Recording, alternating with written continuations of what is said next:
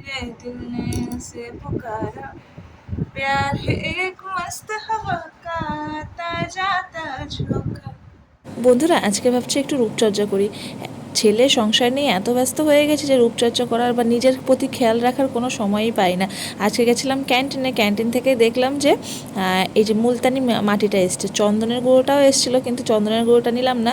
মুলতানি মাটিটার দাম দেখলাম কম, আসলে দাম কম ছিল বলেই মনটা চাইলো যে নিয়ে যাই, মেখে দেখবো, ভালো হলেও ভালো আর না হলে তো কোনো ব্যাপার না, গায়ে লাগবে না। আসলে আমি কোনো মুখের জিনিস মাখার সময় না অনেক বেশি চিন্তায় থাকি, কারণ কোনো কিছুই মাখি না তো, তাই নতুন কিছু মাখতে গেলে তারপর দেখা গেলো মুখে কিছু হলে অসুবিধা।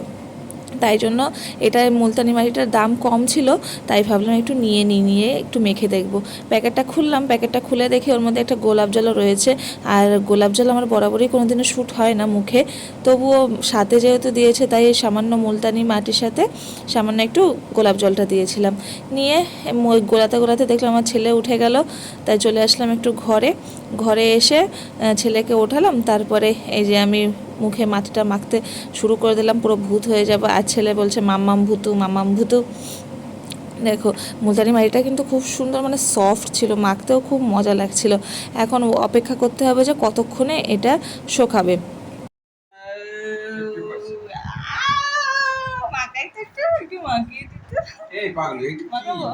এটা খারাপ হয়ে যাবে, এটাই কাটা দেখাচ্ছে, খেয়ে নিস।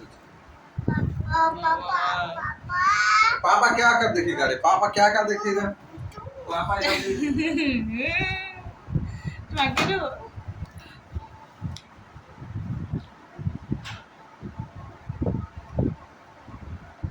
এই মুখে মেখে বসে থাকতে তো কারো ইচ্ছা করবে না, আমারও তেমনই ইচ্ছা করছিল না, পাচ্ছিল খিদে, তাই চলে গেছিলাম রান্নাঘরে গিয়ে চা বানালাম আর সাথে দুটো পাউরুটি ছেঁকে আনলাম। এই পাউরুটি খেতে আমার খুব ভালো লাগে, মেয়োনিজের সাথে স্যান্ডউইচ বানিয়ে খেতে তো আরোই সুন্দর লাগে, কিন্তু মেয়োনিজ ছিল না বলে চা দিয়ে পাউরুটি খেয়ে নিলাম। তারপরে ভাবছিলাম আর কি কাজ করা যায়, এইভাবে তো বসে থাকা যাবে না, তাই জন্য মনে পড়লো যে ছেলে ক্যান্টিন থেকে গুড় আনা হয়েছে, ছেলের গুড়টাকে ছোটো ছোটো করে রাখতে হবে।